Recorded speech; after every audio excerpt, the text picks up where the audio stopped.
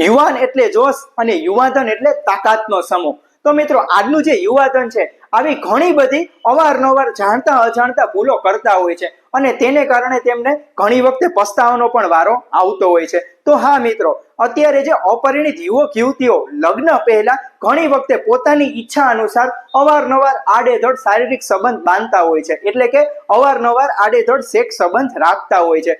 આવા આડેધડ રખાતા સેક્સ સંબંધને કારણે ઘણી વખતે તે જે ગંભીર બીમારીઓ તેમનું તે ગંભીર સ્વરૂપ ધારણ કરી બેસે છે અને આવી જે ગંભીર બીમારી છે તે ઘણી વખતે તો જીવલેણ પણ બની શકે છે અને તો તે છે સેક્સ્યુઅલ ટ્રાન્સમિટેડ ડિઝીઝ।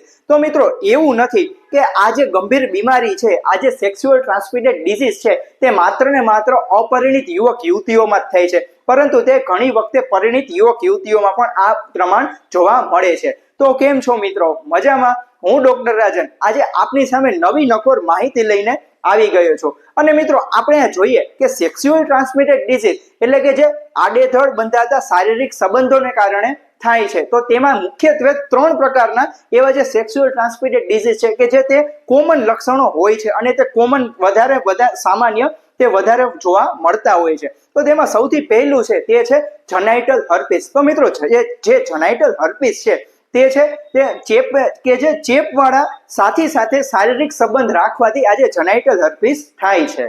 આ ચેપથી યોનિની આસપાસ લાલ રંગના છાલા પડી જાય છે અને સાથે લિંગની આજુબાજુ પણ લાલાશ પડતા છાલા અને ઘા પણ પડી જાય છે। સાથે મિત્રો આ રોગથી બચવા માટે અલગ અલગ સાથીઓ સાથે શારીરિક સંબંધ ન રાખવા જોઈએ અને કોન્ડોમનો ઉપયોગ તેમને રોકી શકે છે। બીજા નંબરનો જે રોગ છે તે છે સિફિલિસ। મિત્રો જે સિફિલિસ છે તે બેક્ટેરિયા દ્વારા ફેલાતો રોગ છે અને મિત્રો આ જે ચેપ લાગે છે તે જે સિફિલિસ નામનો જે રોગ છે તે ઘણી વખતે જીવલેણ પણ બની શકે છે। આ રોગમાં હોઠ અને શરીરના પ્રાઇવેટ પાર્ટ ઉપર અસર થાય છે।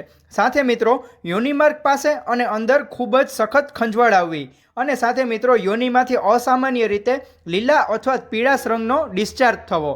સાથે મિત્રો યોનિમાર્ગ અને લિંગની આજુબાજુમાં નાના લાલ ચાંદા પડી જાય છે। ત્રીજા નંબરનો જે રોગ છે તે છે ગોનોરિયા। મિત્રો ગોનોરિયા છે તે જે છે ચેપગ્રસ્ત સાથે શારીરિક સંબંધ બાંધવાથી થાય છે અને મિત્રો આ જે ગોનોરિયા છે તે ઘણી વખતે જીવલેણ પણ બની શકે છે। આ રોગમાં યોનિમાર્ગ અને લિંગમાંથી પીડાશ પડતો એબનોર્મલ સ્ત્રાવ થાય છે અને સાથે ક્યારેક તો આ ડિસ્ચાર્જ બહુ જ વધી જાય છે।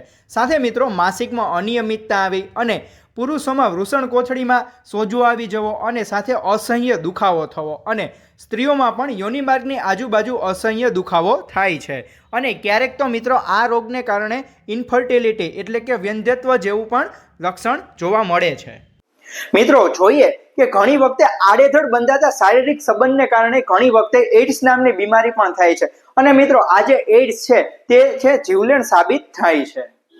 સૌથી પહેલો તો પ્રશ્ન એ થાય કે આનાથી બચવા શું કરવું જોઈએ, આને અટકાવવા શું કરવું જોઈએ? તો સૌથી પહેલા તો પોતાના જીવનસાથી એટલે કે લાઈફ પાર્ટનર પ્રત્યે વફાદારી હોવી જોઈએ।